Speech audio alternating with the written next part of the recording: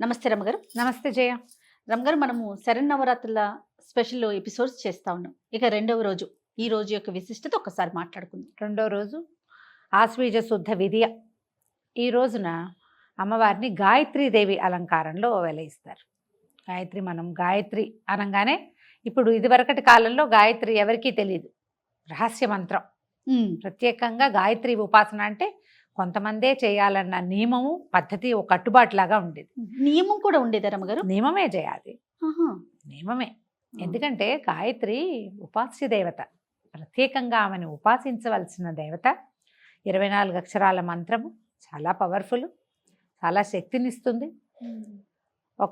అంటే మనం ఇలా కమ్యూనిటీ పరంగా మాట్లాడితే తప్పుతోస్తుందేమో కానీ పర్ఫెక్ట్గా సరిగ్గా త్రికాల సంధ్యావందనాదులు చేసి గాయత్రిని ఉపాసించే బ్రాహ్మణుడు ఏ వాడకట్టులో ఉంటే ఆ వాడకట్టులో అనారోగ్యాలు అకాల మరణాలు ఉండవని శాస్త్రం. ఎంత అద్భుతం కదండి. ఇక్కడక్కడ ఏముండదు. అలాంటి వాడు ఒకడు ఉన్నా చాలు. నీకు మన శతక పద్యాలు ఉన్నాయా? అప్పిచ్చువాడు వైద్యుడు, నెప్పుడు ఎడతెగక పారు నేరును ద్విజుడును, చొప్పడిన యూరనుండము చొప్పడకుండినట్టి యూరు చొరకము సుమతి. ఎక్కడైతే అప్పిచ్చేవాడు వైద్యుడు, ఎప్పుడూ ప్రవహించే ఏరు ద్విజుడు, బ్రాహ్మణుడు ఉన్న ఊరికి వెళ్ళు, లేకపోతే ఆ ఊర్లో వెళ్ళకు అని చెప్పారు. శతకకారుడు చెప్పాడు. ద్విజుడు ఇలా, ద్విజుడు అంటే బ్రాహ్మడు అంటే ఊరికే మేము బ్రాహ్మిన్స్ అని చెప్పేవాళ్ళు కాదు. ద్విజుడు 2 సార్లు పుట్టినవాడు అంటే వాడికి యజ్ఞోపవీతం ఉండాలి. ఆ బ్రాహ్మణుడికి ఆ యజ్ఞోపవీతానికి అనుసంధాన దేవత అయిన సంధ్యాదేవత గాయత్రిని ఉపాసించాలి. అతను గాయత్రి ఉపాసన గనక చేస్తే అసలు ఆ బ్రహ్మవర్చస్సే వేరు. 3 పూట్ల త్రికాలము సహస్ర గాయత్రి చేసే వాళ్ళ వెలుగే వేరుగా ఉంటుంది. అలాంటి వాళ్ళు ఉన్న వాడకట్లో వాళ్ళు అందరూ ఆరోగ్యంగా ఉంటారు. చనిపోక తప్పదు కదా జయ, అంతే కదా. మరణము శాశ్వతమైంది, అనివార్యమైంది, అది తప్పదు. అకాల మరణాలు అవి ఉండవు. ఎవరు చేస్తారో వాళ్ళకి కూడా ఇప్పుడు పూర్వకర్మానుభవం ఎంతో కొంత మనం అనుభవిస్తాం, అది తప్పదు. వాళ్ళకైనా ఉపాసించే వాడికైనా చుట్టుపక్కల వాళ్ళకైనా. కానీ అకాలంగా ముంచుకొచ్చేవి అలాంటి వాళ్ళ మొహం చూస్తే పోయేది ఇదివరకటి కాలంలో. మనకి నియమం తప్పటం అనేది ఒక విధానంగా అయింది. కలికాలంలో ఉన్నాం కదా మనం.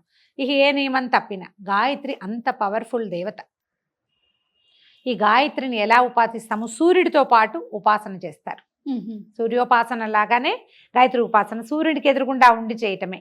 త్రికాలాల్లో చేయటం అంటే సూర్యోదయము, మధ్యాహ్నము, సూర్యుడు మధ్యం దిన మార్తాండుగా ఉన్నప్పుడు, సూర్యుడు అస్తమించే సమయంలోనూ, ఈ 3 కాలాల్లోనూ సూర్యుడికి అర్ఘ్యం ఇవ్వటము, గాయత్రి చెప్పుకోవటము, ఈ 2 అనుసంధానంగా ఉంటాయి, కలిసి ఉండేవన్నమాట.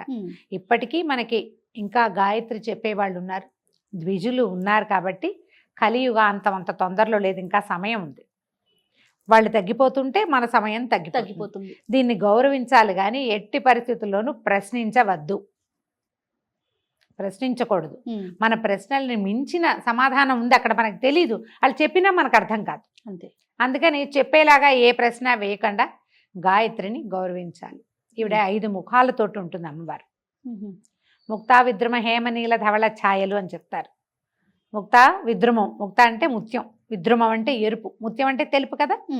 విద్రుమం హేమ నీల ధవళ.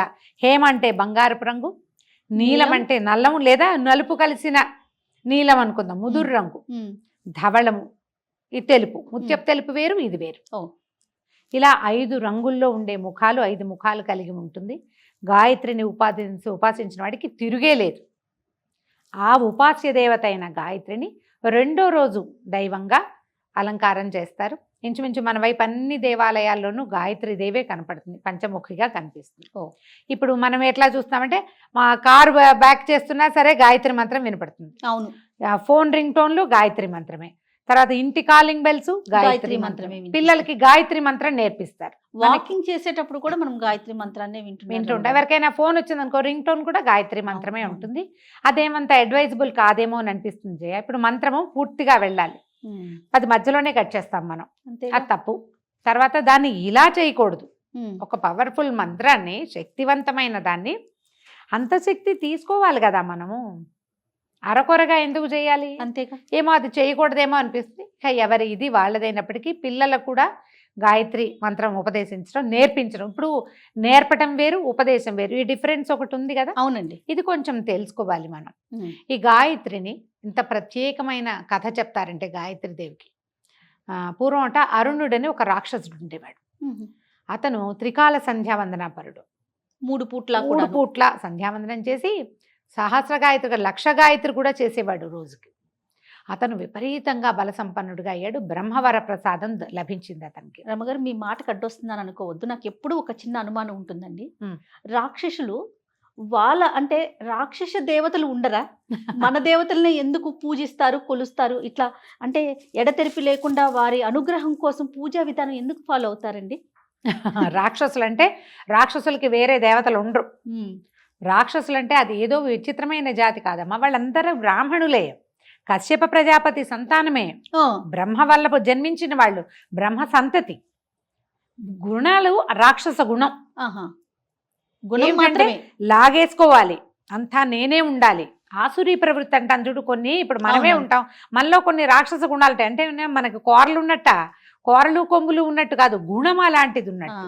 వీళ్ళు కూడా అంతే. ఇప్పుడు రావణాసురుడు అసుర లక్షణం, శివభక్తుడు, మహాశివభక్తుడు, పరమేశ్వరుని నేల మీదకి దింపేసిన వాడు. అవును, రుద్రమిని వాయించి శివుణ్ణి ప్రత్యక్షం చేసుకున్నాడు. ఆత్మలింగాన్ని పట్టుకెళ్ళగలిగిన ఘనుడు. మరి ఇప్పుడు ఏదో అయితే ఎలా చేయగలిగాడు? రాక్షసులు, అసురులు అని, మన దానవులు అని చెప్పే వీళ్ళందరూ కూడా బ్రహ్మ సంతానమే. ఆయన నుంచి జన్మించిన బట్టి కశ్యప ప్రజాపతి దేవతలకి రాక్షసులకి కూడా తండ్రి. వీళ్ళందరూ ఒక జాతికి చెందిన వాళ్ళే. ఇందులో ఏమైంది? ఇంకా ఇంకా ఇంకా వాళ్ళు తపస్సులు మానేసి క్రూరత్వపు లోపల ఒక ప్రవృత్తి తలెత్తుతోంది. ఇంకా క్రూరతని అనుసరించి వెళ్ళారనుకో, వాళ్ళు మెల్లిగా తరాల వెంబడి ముందుకెళ్లేసరికి క్రూరత్వమే మిగులుతుంది. కానీ వాళ్ళలో తపస్సు, సాధన, భగవదారాధన మిగలదు. మిగలక చివరికి చివరి జాతులకు వెళ్ళేసరికల్లా ఏమవుతుంది? మనకి కుక్కమూతి పిందెలు పుడతాయని చెప్తాం. అట్లాగే వీళ్ళలో ఏంటంటే విపరీతమైన ప్రవృత్తి ఉన్న వాళ్ళు పుట్టారు. కానీ వాళ్ళందరూ కూడా ఇక్కడి నుంచే సంతానం. DNA ఒకటే, అదొకటే ఉంది. అయితే అరుణుడి కథ చెప్తున్నాం. అరుణుడు తీవ్రమైన తపస్సు చేసి అతను ఎట్లాంటి వరం సంపాదించాడంటే, నాకు మరణం వద్దు, నో మరణం అని అడిగాడు. బ్రహ్మదేవుడు ఒప్పుకోలే. నాయన, మరణం లేకుండా వరం కుదరదు, మరణం అనివార్యం, కావాలంటే నువ్వు ఇంకో కొన్ని వేల ఏళ్ళు బతకచ్చు, వరం మార్చి అడగమంటే, అయితే ద్విపాత్తులు చతుష్పాత్తుల వల్ల మరణం లేదు అని అడిగాడు. మరణం లేకుండా వరం కావాలి. ద్విపాత్తులంటే మనలాగా 2 కాళ్ళ మీద నడిచేవాళ్ళు, చతుష్పాత్తులంటే జంతువులు, 4 కాళ్ళ మీద నడిచే ఏ జంతువు వల్ల. ఇప్పుడు ద్విపాత్తులతో మరణం లేదనుకో, మనుషులతో లేదు, అప్పుడు ఏ పులినో ఏ సింహాన్నో చేసి చంపేస్తారు. అమ్మవారు చాలాసార్లు చేసింది అట్లా. అవునండి కదా. అందుకని ఏం చేశాడు? ద్విపాత్తుల వల్ల మరణం వద్దు, చతుష్పాత్తుల వల్ల మరణం వద్దు, నాకు ఈ రెండిటి వల్ల మరణం లేకుండా వరం ఇవ్వమని కోరుకున్నాడు. కానీ ఇతన్ని ఎట్లా చంపాలో వీళ్ళకి తెలియలే. అప్పుడు పరమేశ్వరుడి దగ్గరికి వెళ్తే ఆయన ఏం చెప్పాడంటే, ఇతను గాయత్రి మంత్ర అనుష్ఠానపరుడు, గాయత్రి మానేస్తేనే వీడిని మీరు సంహరించగలరు అని చెప్పేసరికి వీళ్ళు బాగా ఆలోచించి, నువ్వు మంత్రం చేస్తున్నావు, అది మానే అంటే వాడు ఎందుకు మానతాడు, అదే నీ బలం రా అంటే అసలు మాంట కదా.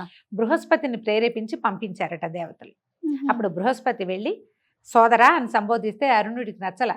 నేనేమో దేవతలకు శత్రువుని, త్రిలోకాలు ముల్లోకాలు నేను జయించి నా చేతిలో పెట్టుకున్నా, నువ్వేమో నా శత్రువుల గురువువి, నేనెట్లా నీకు సోదరుణ్ణి అవుతానంటే, అదేమిటి నాయన, నువ్వు గాయత్రి మంత్రానుష్ఠానపరుడి, నేను గాయత్రి మంత్రానుష్ఠానపరుడిని, ఒకే మంత్రాన్ని అనుసంధానం చేసేవాళ్ళు ఒక్కో గురువు దగ్గర చెప్పుకున్నట్టు. అంటే మనం ఏమయ్యాం? సహాధ్యాయులు, సోదరులు అవుతారు సహజంగా. కాబట్టి నువ్వు నేను సోదరులం. నా వల్ల దేవతలందరూ కూడా నీకు సోదరులే అనగానే నేను నచ్చల. దురహంకారంతో అరుణుడు ఏమనుకున్నాడంటే, నా శత్రువులే కాకుండా నాకంటే బలహీనులు వీళ్ళు, దేవతలు నాకు లొంగిపోయారు, నేను వాళ్ళని జయించానంటే ఏమిటి అర్థం? నేను గొప్పవాడిని, వాళ్ళు తక్కువ వాడిని, మరి నాకంటే తక్కువ వాడు చేసే ఉపాస్య దేవతను నేనెందుకు ఉపాసించాలి అని గాయత్రిని మానేశాడు. ఓహో, గాయత్రి ఎప్పుడైతే మానేడో బలహీన పడిపోయాడు. దేశంలో ధర్మం బలహీనపడ్డానికి గాయత్రి మానేయటమే కారణం. వ్యక్తి ఒకడి దగ్గర నుంచే బలహీనుడైపోయాడు. ముల్లోకాలు జయించిన వాడు ఒక్కసారిగా మరణానికి ఆసనుడైపోయాడంటే ఏమిటి అర్థం? గాయత్రితోటి మొత్తం పోయింది. పోయేసరికల్లా వీళ్ళు ఏం చేశారు? ఇప్పుడు అమ్మవారిని ప్రార్థించారు. ఇతనికి ద్విపాత్తుల వల్ల చతుష్పాత్తుల వల్ల మరణం లేదు, మేమందరం యుద్ధానికి వెళ్తాం ఇతన్ని ఎట్లా సంహరిస్తావో సంహరించు. అందరూ దేవతలు భూమోకమ్మడిగా ఇతని మీద పడ్డారు. అప్పుడు అమ్మవారు వచ్చి ఇతన్ని భ్రామరీ శక్తితోటి సంహరించింది. ఇతనికి చతుష్పాతులు ద్విపాతులు కాకుండా ఇంకేమున్నాయి, మనకి ఇంకే వేరే కాళ్ళు ఉన్న జంతువులు లేవు. అమ్మవారి దగ్గర ఉండేటువంటి భ్రమరము ఎన్ని కాళ్ళు ఉంటాయి, దానికి 6 కాళ్ళు ఉంటాయి. షట్పది అంటారు దాన్ని. అవును, షట్పదము అంటే భ్రమరం. కొన్ని కోట్ల కొద్ది భ్రమరాలు వచ్చి ఇతన్ని సంహరించినాయి. వాడు వరం ఎంత బాగా కోరుకున్నాడో చూడు. రాక్షసుల వరాలన్నీ ఇలాంటి విచిత్రమైనవే. హిరణ్యకశిపుడు అడిగాడు, నరుల వల్ల వానరుల వల్ల మరణం లేదు, ఇలా కావాలి, వాకిట్లో కావాలి, బయట కావాలి, ఇంట కావాలి అని అడిగాడు. ఇన్ని రకాల వరణాలు లేవు, ఇన్ని రకాల వరాలు ఎక్కడో చోట అడ్జస్ట్ అయ్యి చివరికి ఏం చేశారు, నరసింహమూర్తి వచ్చాడు. అంతే. రావణాసురుడు అడిగాడు, నరుల వల్ల వానరుల వల్ల మరణం వద్దు అని. నరులు వానరులు కలిసికట్టుగా వెళ్ళి రావణాసురుడిని సంహరించారు. అలాగే అవుతాయి రాక్షసుల విపరీత వరాలన్నీ మనకి ఉపయోగపడేవి. ఆ తర్వాత అమ్మవారు భ్రామరి స్వరూపంతో వెలసిందట. ఇప్పుడు మనకి శ్రీశైలంలో ఉన్నటువంటి భ్రమరాంబికాదేవి ఆ శక్తి యొక్క అంశే అంటారు. ఆమెని దగ్గర ఉండేటువంటి ఆ నాదమే భ్రామరిగా మారిన ఓంకారంలో ఒక రకమైన శబ్దం వస్తుంది, అంటుంది. అది మనం మీరు లోపల ఓంకారం చేసుకుని చూడండి. అవునండి. ఒక నిమిషం తర్వాత పెదవులు మొహం అంతా తిమిరికిపోయినట్టు అయిపోయి వైబ్రేషన్ లాగా అనిపిస్తుంది. ఈ షట్పదము తిరుగుతుంటే ఆ వైబ్రేషన్ వస్తుంది. ఆ వైబ్రేషన్ నుంచి పుట్టినవే ఇవి. అవి వెళ్ళి సంహరించినవి. గాయత్రి అంత పవర్ఫుల్. ఆమె వల్లే ఈ స్వరూపం భ్రామరి స్వరూపం వచ్చింది. అయితే ఈ రోజున అమ్మవారికి కొబ్బరి అన్నం నివేదన చేస్తారు. ఈవిడ ఎర్రటి రంగులో ఉంటుంది, 5 ముఖాలు కనిపిస్తాయి కదా, ఎర్రని వస్త్రధారణ చేస్తుంది. అక్కడక్కడ కాషాయ వస్త్రధారణ కూడా మనకు చూపిస్తారు గాయత్రికి. కాషాయం రిచ్ ఆరెంజ్ కలర్ కానీ ఎరుపు మనం వేసుకున్న లాంటి ఎర్రటిదైనా వస్త్రాన్ని సమర్పించవచ్చు. మందార పువ్వులు సమర్పించండి. ఈ గాయత్రికి అష్టోత్తరం చక్కగా దొరుకుతుంది. ఒక ప్రార్థనా శ్లోకం కూడా చక్కటి శ్లోకాలు దొరుకుతాయి. ఒక ప్రార్థనా శ్లోకం చేసుకోవటము, కొబ్బరన్నం నివేదన చేయటం, దాంతో పాటుగా మనం రోజువారీ పెడుతున్నట్టుగానే పెసరపప్పు, నానబెట్టిన పెసరపప్పు ఏమంటాం, వడపప్పు, పానకము, వడపప్పు నివేదన చేసుకోవటం, ఉదయకాలం చేయగలిగినంత సేవాకాలం చేసుకుని సాయంకాలం కనుక మనం ఈ అమ్మవారిని పూర్తిగా ఆరాధన చేసుకోవచ్చు. గాయత్రి ప్రత్యేకమైన స్వరూపంలో కనిపిస్తుంది. ఈ 5 ముఖాలున్న స్వరూపంతో అమ్మవారిని ఉపాసన చేసి నమస్కారం చేసుకుంటే అత్యద్భుతమైన ఫలితం వస్తుంది. ముందు ఈవిడ సంధ్యాదేవత అవటం వల్ల మనకి మనుషులకి బద్ధకము అవి తగ్గుతాయి, నియమపాలన అవి ఏర్పడతాయి. దానికోసం మనం ఈ అమ్మని ఆరాధించాలి. రమ్మగారు, శరన్నవరాత్రులు ఏ రోజుకు ఆ రోజే ప్రత్యేకం కదా. అవును. అత్యంత శక్తిగల రోజు అంటే ఏం చెప్పుకోవాలంటారు? దుర్గాష్టమి చెప్పాలి. అష్టమి అనండి. అష్టమి అమ్మవారు ఆ రోజు జన్మించిందని చెప్తారు. అష్టమి నాడు అంటే అప్పటిదాకా సాత్విక స్వరూపాల్లో కనపడుతున్న అమ్మ తీవ్ర రూపం దాల్చింది దుర్గా అష్టమి రోజు. అష్టమి నాడు అక్కడి నుంచి చూడు, అష్టమి నవమి నాడు పూర్తిగా అమ్మవారు ఒక విపరీతమైన స్వరూపంలోకి వచ్చేసింది. ఇక ఇవన్నీ చూడు సాత్విక రూపాలు, బాల, గాయత్రి, కాత్యాయని, మహాలక్ష్మి, సరస్వతి సాత్విక రూపాల్లో కనిపిస్తుంది. ఆమె ప్రయత్నం చేసింది సాత్విక రూపాలలో రాక్షసుల్ని సంహరించడానికి, దుష్ట శిక్షణ చేయటానికి ప్రయత్నం చేసింది. సాత్విక రూపంతో సాధ్యపడటం లేదు అని తెలిసిన కొందికి మనకి సరస్వతి స్వరూపం కూడా శుద్ధ సాత్విక స్వరూపంలాగా కనబడుతుంది. కానీ నీల సరస్వతి స్వరూపంలోనే ఆవిడ శుంభుల్ని వధించిందని చెప్తారు. మూలా నక్షత్రం రోజు. మూలా నక్షత్రం అప్పుడే ఆవిడ జన్మ నక్షత్రము అదేను. అప్పటికే ఆవిడ రూపం మార్చుకుంది. ఆ తర్వాత వచ్చేటువంటి చండీ స్వరూపం సప్తమి నాడు చండీ, అష్టమి నాడు దుర్గా. క్రమంగా చూడు దుర్గాకి వచ్చేసరికల్లా తీవ్రమైన స్వరూపం వచ్చేస్తుంది. అంటే ఏమైనా సరే వీళ్ళని పూర్తిగా అణచాలంటే సంహరించాల్సిందే. దానికోసమని ఇలాంటి సంహార శక్తిగా రూపొందాల్సిందేనని భావించి అక్కడికి స్వరూపం పూర్తిగా మార్చుకుంది. మనం ఎక్కడ చూసినా పవర్ఫుల్ స్వరూపము, శక్తి స్వరూపిణిగా కనపడుతుందంటే దుర్గా స్వరూపమే. సంతోషం గారు, నమస్తే. నమస్తే జయ.